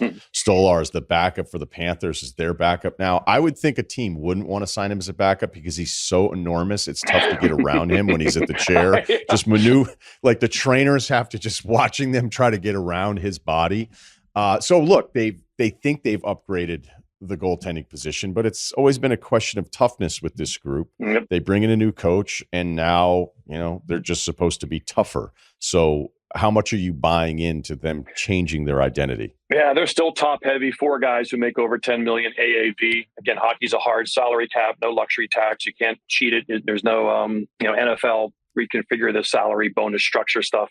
It is what it is. And once they signed John Tavares to that deal for some reason, it really hamstrung them from the goalie out. I think Wall's already hurt. I don't think he's playing tonight. I think Stolarz is actually playing in their opener, believe it or not. So is he the biggest goalie in the NHL? Yeah. He's enormous. Yeah, when the goalies when the goalies cheated, they put the big old American League chest protectors inside their sweater. Remember the big giant thing that John McSherry and those guys used to wear behind home plate. But he's legitimately that big now that they have those rules with goaltending equipment. But yeah, for them, they're a regular season juggernaut. They play regular season hockey, and it doesn't translate to the postseason. And I don't see enough difference in changes. Yeah, they brought Chris Tanev. He'll block a shot with his face, in the middle of February for fun and then laugh about it. So yeah, that's good. But it's not Bobby Orr here. So I just, it's going to be interesting to see what they do. And Mitch Marner is a UFA next summer. Will they try to package him at some point this season, especially if it doesn't go well, to a team that would maybe extend him to a gigantic number like Columbus, say, and could, Toronto begin to reconfigure that way? Because, Columbus has some defensemen they would probably trade. And they even have a goalie in Merzlikins who, for some reason, if he plays great, maybe Toronto bets on him. So I just wonder if Toronto's kind of in the middle of that with the Marner thing over their head. And he's such a Toronto kid, kind of rock star there. That could play a part in their regular season a little bit. But again, massive talent, regular season juggernaut, will kill all the bad teams, easily. But then we don't know until the play. We don't want to talk about him until the postseason. And Craig Berube, who you mentioned, the head coach, one of the toughest guys ever, the chief, who could probably get beat up every Maple Leaf on the team now at age 59. And the players know that. And I think that's what they're thinking, that he does have that presence, that terrifying presence still, to scare these guys into mental toughness that they need. That was really good. But I'm glad you brought up the roster construction stuff too, because of the hard cap. And it's always funny. Like I remember, because I just love all the CBA stuff, like when they finally got the hard cap and the players had to give back 25% of the salary. Yep. We're going back like 20 years, only because I remember like talking to St. Louis about it. It was like, so that extension that you signed, you like 25% of it is just gone after you missed all that time too, right? 2004, so like, 20 years ago. Yeah, 20 years ago. And then you looked at what the Maple Leafs were spending pre-cap. And it was like monstrous, like the gap. And then you're going, okay, to make it fair for everybody else, like we're going to tell the Maple Leafs you can spend this much less than you did. Like if you remember it, but just if people are into that, the curiosity, if you look at like annual salary for where the Maple Leafs were prior to the hard cap and everything, they were just spending and spending and spending, and it still didn't even matter. But when you talk about the construction of the roster, I think it's really important because you get these special players and you go, okay, well, this is what the market is. Like we got to lock it up. Like you could look at Colorado, and I love their 4 guys. Yep. But they might have as bad of a drop off after their 4 to the rest of the guys that are getting ice time as anyone else in the league. So I don't want to be dismissive of them, but it's kind of that Florida lesson last year. Like, you're going to have to find other guys on other lines to step up beyond the stars. And I think Colorado, you can't fault them for tying up the special players, but it's a real balancing act trying to figure out these rosters, which I actually think makes it exciting. How often you'll go through the offseason transactions and see how willing GMs are to just move people around, trying to find any depth in the puzzle pieces, even if it just doesn't make any sense in the headline of the trade. Right. Yeah. You got to have, 3 lines for sure, almost 4. You got to have 2 sets of D for sure. So yeah, when you're building your roster in the NHL with the hard cap, you need to keep that in mind. And once you start signing a guy like, McKinnon, 13, 14, Rantanen's going to want 13, 14. They already have, Makar at 9.5. Florida doesn't have any of those guys. Their highest guy is 10. The goalie's 10.5, but he's almost up. Barkov's at 10. Kachuk is, in the 9s. Verhaeghe just signed in the 7s. Sam Reinhart stayed in the 8s. Could have got 12 in the open market, but again, they love it there. It's tax-free, so they get a little bit of a break. The weather's amazing. The quality of life is just outstanding. The girlfriends and wives love it. They're happy. It's just, I'm telling you, it's amazing. Once Kachuk went there and changed everything, it's like, it's the number 1 draft pick city. If you ask like an 18-year-old, where do you want to get drafted or where a guy wants to play, it's definitely in the top 3. With Miami just down the road, with the weather, it's the best weather in America from, November 1st to April 1st is South Florida. It's not even close. And so, right, they are it kind of reminds me of the 80s Celtics. Whenever they would bring someone in, there would always be, like, remember Otis Birdsong came in for like 14 games, I think, in the 80s. And like, it was just like, if they went there, they just felt like, I'm going to be a better player. I'm happier. This team is going. It's cooking. It's the Celtics. And the Panthers, with no history like the Celtics had, are kind of, they're that team now where like people want to go there and they want to stay. And so it's going to be interesting to see. Like I said, the window is huge. And I think they're the team to beat now for a good 3 to 5 years. All right. So a couple last things here, because again, I don't know it well enough if I should bring up the Devils as a contender. I think you've got to bring up Boston somewhat, but it just feels like things are off there right now. Who else? And if it's any of those teams, feel free to take it wherever you need to. Yeah, I think the East is pretty open for Florida if they stay injury free. I really do. Are the Devils like Toronto? Are they going to be a regular season juggernaut? They're a little better from the goalie out. Markstrom's a real goalie. Who they got this year did not have a goalie last year. On defense, they have a lot of defense. Some of them are very young, but they have a deep defense. And then the forwards, again, they're Bratt's little guy, Hughes, a little guy. Mercer was young, Dawson Mercer, a key guy. They have Tino Meyer. So they have a lot of stuff there right now. They have a coach coming from Toronto with a lot to prove, the weight of the world off his shoulders. I think the Devils are probably the scariest team in the East to Florida. The Rangers are certainly a team that can muck it up, and they bullied the Devils the last 2-3 years. And so that's the thing about the Rangers. They might have that playoff edge still on New Jersey. So, the Rangers wish Shesterkin. He needs a contract. He just turned down $88 million for 8 years. He turned down $11 million a year from the Rangers. So he's a UFA next summer as well. So he'll probably end up getting 12 and a half. And then, do the Rangers have enough? They're an older team, and I just don't know come playoff time. But again, they can muck it up if they figure that out. And Chris Drury, who runs them, will try to figure that out. But they're a little messed up with the hard cap and trying to figure out how we have the best team. And you have to forecast young guys who are up in the future. And can we add that guy at the deadline? So it's a lot going on with the Rangers, which that's why I'm a little leery about thinking about them. But yeah, I don't see anybody in the East even close to Florida right now that can beat them 4 out of 7 times. Should I have mentioned Vancouver by now? I don't know. They lost Zadorov and Lindholm, who they had in the postseason there, but they like their team a lot. It's a pretty bullish market. The goalie situation, Demko was hurt last year. You can't win without a goalie, so I'm not too sure on them. I kind of look at.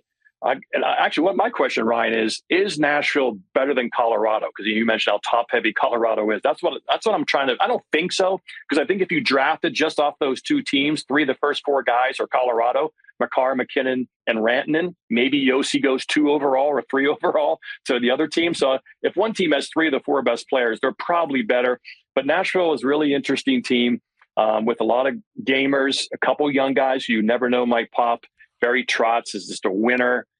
So I'd watch out for Nashville a little bit there in the Central Division. That's a good division with Dallas, Nashville, Colorado. Now, they might be the best big three, top three in the 4 divisions.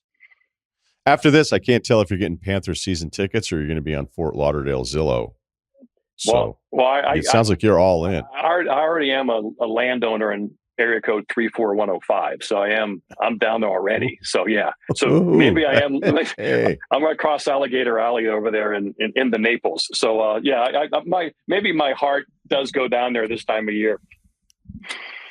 Hey, this was awesome, man. And we'll check in a couple times this season if you're cool with it. All right. Sounds good. All right. John Buccigross. Peace. You know who he is. You want details? Fine. I drive a Ferrari 355 Cabriolet. What's up? I have a ridiculous house in the South Fork. I have every toy you can possibly imagine. And best of all, kids, I am liquid. So, now you know what's possible. Let me tell you what's required. Our email address for this part of the show is lifeadvicerr@gmail.com. What is up to Steve? And what is up to Kyle, and also Not Cool Oregon, who was hanging out, but probably won't talk a ton. Here we go. Builder macking on my girl. Hey, gang. Greetings from Dublin, Ireland. Age 39. Height 6 foot. Weight 183. Are you guys weighing yourselves in day of, or is everybody just way more locked into their weight lately? I'm not going to argue. Player comp. I play like Woody Harrelson looks like he should play in White Man Can't Jump. Nice. Noteworthy gym fitness stats. Did a sub 18-minute 5K this year. Okay, we got it. 4 mildly visible abs.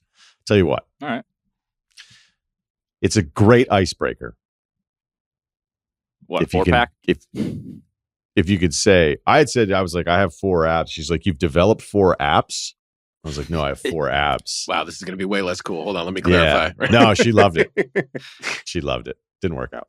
I recently moved into a new house with my girlfriend. As it's a new build, there are a number of outstanding issues we were finding, which we have been raising to the builder's contractors this week. The foreman called over to our house, talked through some of the outstanding issues. The first time I was there alone, and we talked through some of the items. To be honest, I don't actually care all that much about most of them, but my girlfriend does. So, I played the role of concerned homeowner. However, I asked him to come back again when my girlfriend was there later to discuss it with both of us. He's a young enough lad, I'd say mid-30s, seemed like a decent sort of chap, relatively handsome, nice eyes, quite enchanting. Okay, dude. But short and could add a few more pounds. Important for later. Anyway, he did come back later, and he went through the items again, and both of us there, and he answered our questions. However, he spent the entire time just staring at my girlfriend. He barely looked at me, even when I made a comment or asked a question. And then at the end, when he was leaving, the following conversation happened. Foreman, bashfully to my girlfriend, just so you know, that was me yesterday. Girlfriend, what? Foreman, on Sunday, I was walking through the estate. You saw me. I was here on a site visit. Oh, I did? Yeah, that was me. Sorry, it's hard to convey in text, but it was weirdly flirty and intimate. Not by my girlfriend, I might add, who was kind of befuddled throughout. Again, I was standing right there. So question of the pod is, what the hell was this?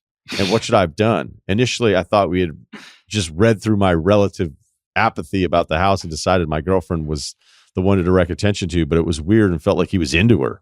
He's supposed to come again to my house tomorrow to check on some stuff when I'll be away. My girlfriend is there alone. Context, I'm not particularly threatened by the guy or worried my girlfriend would do anything, and my girlfriend is quite attractive. Shout out to you. Should I have called this guy out? Should I have laid this guy out? I'd say I have 20 pounds on him. Should I just ignore it and get the house stuff sorted? Advice needed. P.S. I don't even like American sports that much, but I like you guys. P.P.S. Sorry if this is long. Don't worry about it. No, it's great. Yeah, it's fine. We're fine. Okay. Kyle, you want to start? The good news is he's got a new house and a desirable girlfriend. That's confirmed, right? Yeah. You're winning, man. Yeah. Did you check out that sub 18 5K time too? Mm-hmm. Don't forget that. Yeah. I think it can be a little bit like feeling weird when like there's another dude around who's got skills you don't have. And I think that might be playing into it a little bit. Like, any walk of life, like mechanic, getting my oil changed, like that guy knows way more about this than me. And me and my girlfriend are just, sitting in the 2 seat, or me and my wife are just sitting in the 2 seats. Like, all right, will you let me know when it's done? Yeah. Something I maybe should be doing myself, but I'm not. And you're the guy, electricians, whatever. So I think that could feed into it a little bit. This is a young, handsome guy who's working with his hands, probably gets looks a lot. And he was like, I'll look back. I don't know. I think, laying out and, should I lay him out? Should I, ream him out? Whatever the 2 options. He said, I don't know. I don't think so. And also your girlfriend did a great job of like, There was no like, oh yeah, that was you. Like this all worked out great as far as like her being like, yeah, I don't know what you're talking about, dude. You were probably took a little blow to his ego. Like, yeah, I thought I saw you looking back at me. It's like, yeah, I don't know what you're talking about, guy. Yeah. So, you know what? I think contractors and people that work with their hands could be, just a little rougher around the edges in general. And I think they'd charge it to the game and just, hope there's no more problems with the house.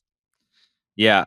I have like some weird intimate knowledge of situations like this. So as I've mentioned, my wife, she does a lot of commercial real estate, and she just genuinely knows more about like buildings and houses and stuff than I do. My dad, I said this at the live show, I've said multiple times. Yeah, but you know more about FIFA. I do know more about FIFA. I don't know. Yeah, so we all have our skills. Exactly. And hair trends. Yep. But dude, what about Chalamet and that new Dylan trailer? Are we worried? I'm not interested in that movie. Not interested at all. I'm out of the biopic thing. We're doing too many biopics these days. Whatever. Anyway, we've digressed. But and my dad is a plumbing, heating, air conditioning guy. So like I didn't get any of that. Like my dad doesn't like sports. He likes fixing cars. I'm the exact opposite. Didn't get any of that. It's not genetic, but didn't get any of that rubbed off on me. So like we've had people come over to the house, different inspections, things like that. And like I'll have to kind of defer to my wife or my dad. And it is a pretty emasculating feeling. Like I don't feel good about it. But it is what it is. Like she's kind of the expert on the thing, and you're in the situation where I'm not saying like she's like breaking down what the HVAC situation is, but she clearly has some stuff about the house that she likes and doesn't like. So it's a weird position for you to be in, and like I've definitely been judged before for this, and I'm sure you got judged on this as well. But I tell myself the same thing. I feel like I'm winning at life, right? I'm married, got a kid, things are going pretty well. Like I may not know how to fix my toilet, but like I feel like I'm a decent member of society and I'm good at some other things. So you just got to kind of look at it that way. I think Kyle nailed it too. Dude, are we talking about this guy or you? What's going on right now? I'm just trying to open up about I've had this experience. You are. But I think Kyle said it the right thing. Like your wife didn't even remotely take the bait on this. So not that you needed that sign, but that's a great sign. And that's probably a little bit emasculating for that guy as well. So I think you clearly come out the winner here. There's no point in like fighting this guy or like getting in his face or not using him for projects in the future. But I get why you feel the way you feel. Well, yeah, Kyle, that was an awesome point. Just like what's the problem here? But sometimes like if your girlfriend is really attractive, some guys are just such fucking weirdos. Dogs. Can't. Right. Well, I didn't even know that he's being a dog. Like he might just be so weird. He can't handle.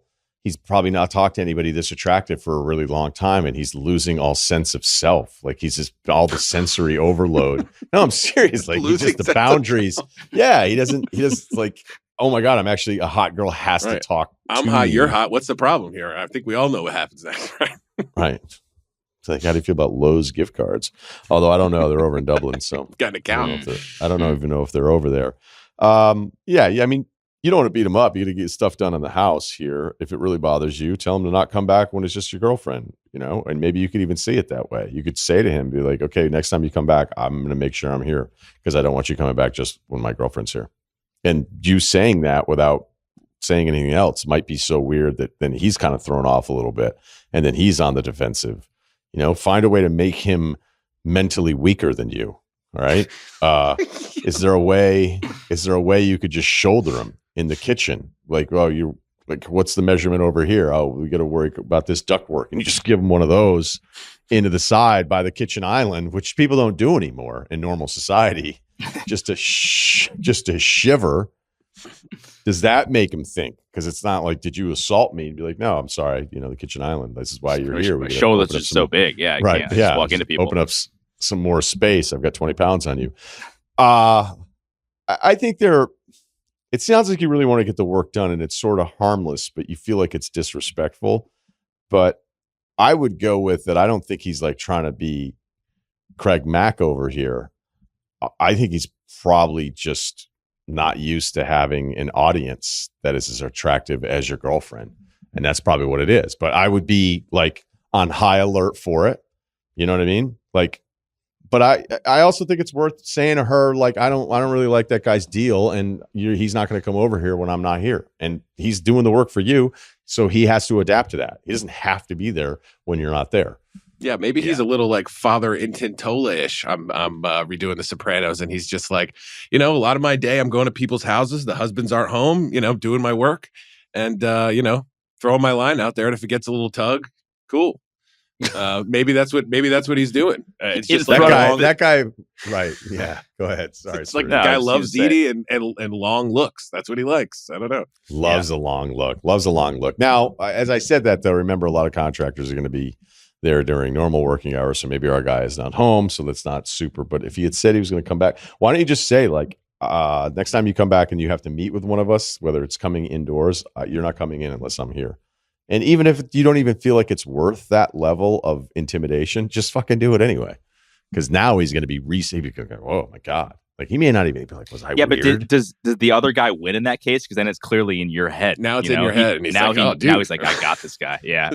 Is everything okay at home? What's going on?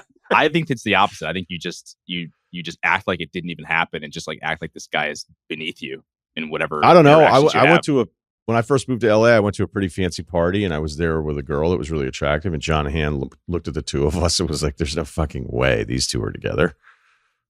And guess what happened? John Hand talked to her the rest of the night.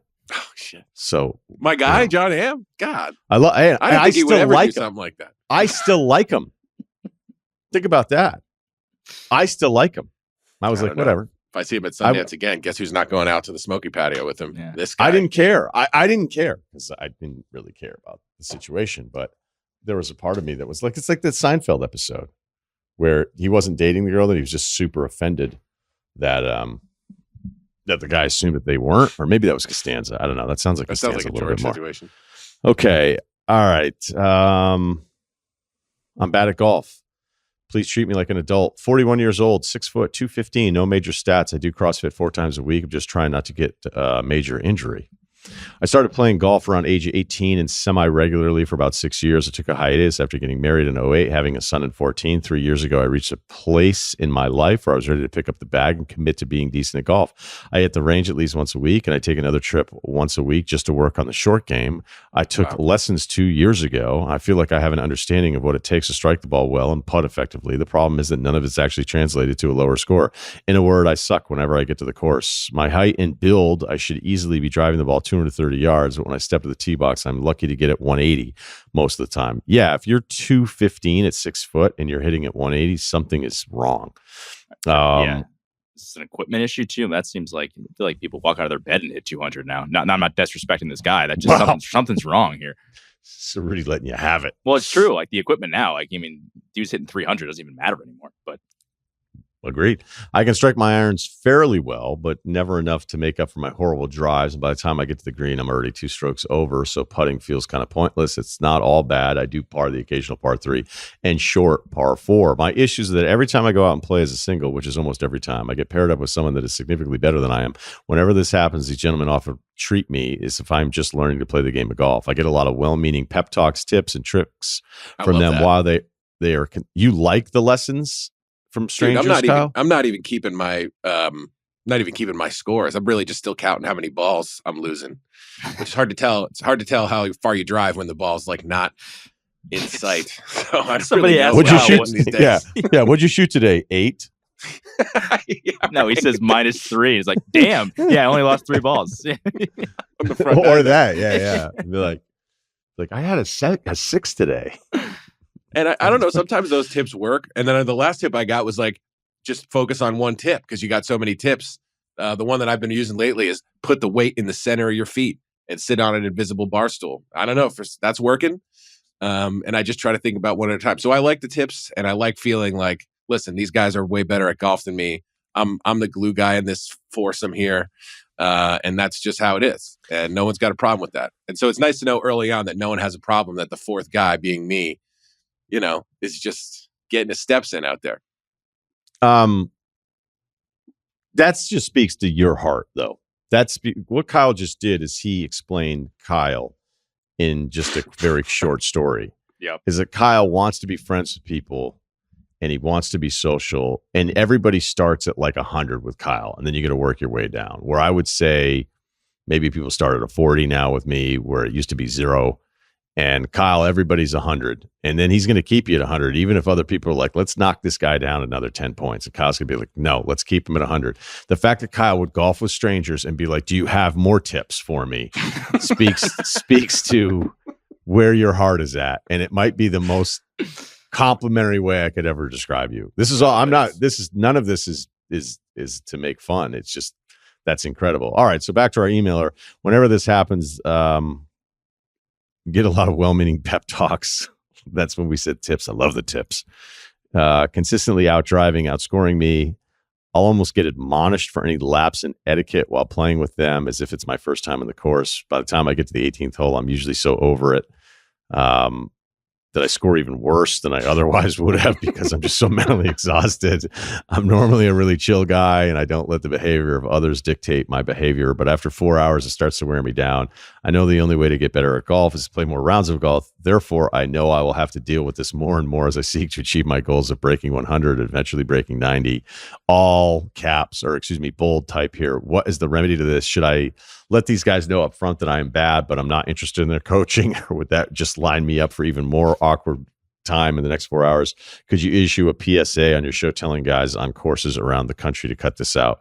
I think that's the move. Yeah, let's just do it. Golfers that are good, fuck off. You sucked at some point. You absolutely sucked. And so when you're playing with somebody new that doesn't always know where to park the cart for the next hole on the course they've never fucking played before, why don't you just relax a little bit? All right, because I've done that a ton. First time on a course, I get paired up as a single, but dude, where are you putting the cart? Well, sorry, I didn't discover this place, so I didn't map it all out. I'm not a cartographer, so my apologies. I'll move the cart to the next spot over there. All right. There's always a couple etiquette things that I know that I'll always kind of mess up when I'm at somebody. Like when I played Riv, I was so nervous that I was going to do something wrong the whole time, but they have caddies with you the entire time. So, you know, as long as your shirt's tucked in and you're not an asshole and you tip well. So anyway, I was super nervous about that. And then it just took me like 3 holes to relax the whole time. But back to the golfer part of it, like it's great that you're good at golf, but you know that you sucked at some point. And some guys are great with bad golfers. I'm not good. I'm not getting any better. But I play fast and I don't complain. I don't like nothing is worse than if you're a guy barely control breaking what you 100. can control. Play fast. Like, dude. Play bad fast at least. No one to pick the ball up. Yep. Yeah, but also don't like start swearing and like losing your mind because you're playing bad when other guys are good. Like one of the guys I played it with, Riv, I think was 3 over for the day. And it was just awesome to even watch. So I just try to appreciate it instead of being somebody that was mad about how bad I was doing. So I don't know. This PSA thing got derailed here a little bit. I feel for you a little, but it's just it's so frustrating because it's like one time when like a guy's jacked and he's in the gym and you're starting out at the gym and it's super intimidating. Like you see his muscles and you're like, a guy's awesome, or somebody's starting a new sport. When it's like a little guy that's fucking just right in the middle of the fairway and parring all day long and he's looking at you and you're bigger. Like I've seen the look and it's like, you may be bigger than me, but I'm better than you. I'm like, better at golf? Yes. Better in life?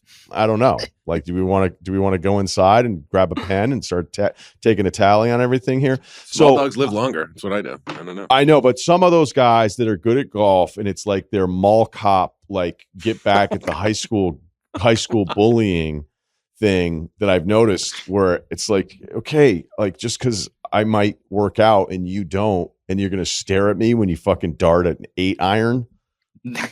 Dude, I feel like you have the most like the car story you told the other day about the guy. Like I have no run-ins with people typically. Like you have so many incidents where it's like I wonder, are you just looking at people the wrong way? Like I don't know this golf thing you're talking about. I don't know what it is. I've never even experienced this.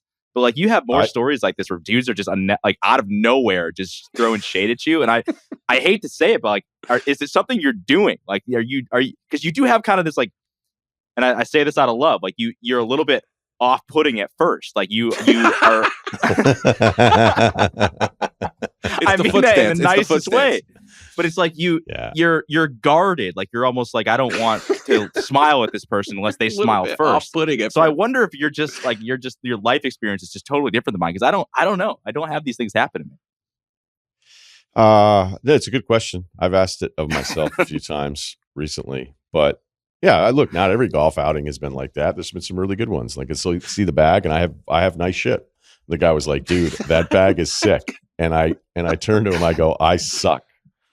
And he's like, "What?" And I just said, "Yeah, I suck. Let's go." You know, it's a good opener. Kids. That's how we open all of our five sums at Roosevelt, because there's five, I don't know why for the walking course there they have fives. And we rarely do we have 5s. And so there's always at least 1 or 2 guys. And my buddy that I usually go with, that's the opener. He's like, hey, how you doing, Patrick, Kyle? Just so you guys know, we suck. And everyone's like, oh, great, we suck too. And everybody, the vibe is it does take a load off. Yeah. Yeah. For this guy, I wonder, like, is there one golf course in town? It sounds like you've got a time. I wouldn't say you want to manipulate your time to like try to find, but maybe it's a different course if the time is good. And you're like, maybe I'll go play with the olds who aren't driving it as far, but they're great with the irons like me. So maybe that's what it is. Maybe you just change the venue. It sounds like, because I think it's hard to change your golf time if you're like, this works for me. Everything in my life fits together here. So maybe is there a worse course that maybe you'll just see some different clientele that maybe you're more your speed, and you'll uplift all boats, whatever that's. Or just like, do you have any friends? Like, could you get a foursome together? These guys are enough. Only dude. because like I'm with you. Like, I do not like golfing with people I don't know. I'm okay, but it bothers me, and I'm way more comfortable with just like the 6 or so guys that I know that golf, and I rarely ever step out of that circle. I certainly don't go to a course by myself. You might not have that option, so this is just dumb, but it's like the easiest solution to this is just like, can you find a core group that can go semi-regularly, even if it's like every couple of weeks? And because like the likelihood, if you're trying to get better, you're going to end up having to play with randoms. Like, that's just how it is. But like, if you get the once every 2-3 weeks where you get to play with your buddies and it loosens up, and then you can actually really just concentrate on playing better, that'll help you. Yeah, I've been playing with a lot of not great guys, and that's been great for me. So I'm wondering, are you like in one of those like certain parts of Florida just produce a bunch of awesome football players? Are you just like, are you on the side of town where everybody at 3:00 is awesome? And I don't know, maybe just try to venture out a little bit. Yeah, look, I think I was a little harsh on that, because not every experience that I've had, but I've had so many experiences, like when I first started. And then I first started all over again like a year and a half ago, and you'd be out on the course and just be looking at these guys that would be like just dicks about you hitting it into the, not even out of bounds, but just shanking your drive and then being over there. And as long as you play fast, man. And I've had a couple guys go, hey, do you mind if I tell you something? Like, some guy saw me top the ball, and I was like, no, I'm totally fine with it. What? He's like, you're just pulling your head up, and it fixed the rest of the day. Yeah. I was with a different guy who was advice, like, though. Yeah, right? it's a good Stay down one, on the ball. Stay down on it. You're picking your head up. Yeah. Like, I think golfers also can be incredibly supportive too, on top of everything. True. else. That's what I found. Sometimes too congratulate each supportive, other. though. Sometimes it's Oh, like, way too oh, supportive. you completely slice it right. You're like, that'll play. You might be Great open over there, contact. and it's Great contact. It's like, We've been nah, over man. that. Can I just ask before we move off this and probably end the segment, what's your gear situation like? Because that could really be said. I know you said you got nice clubs, but like, I mean, your actual outfit, like if it's like, wow, that guy's got awesome golf stuff. And he has a bad drive, then I'm like, this guy. Yeah. No, I'm a total poser. Like, I'm playing in this golf tournament, and I told him, love I was good like, golf clothes though. Sue me. I was don't like, care. no, I don't have the gear is all standard. Nothing ridiculous. It's just the bag. I have some nice stuff in there. I don't know. What was I going to do? Buy bad stuff? No. All right, that'll do it for the pulling pod. that out of my Range Rover. Yeah, I know. Like, what do you get? You get some Wilsons?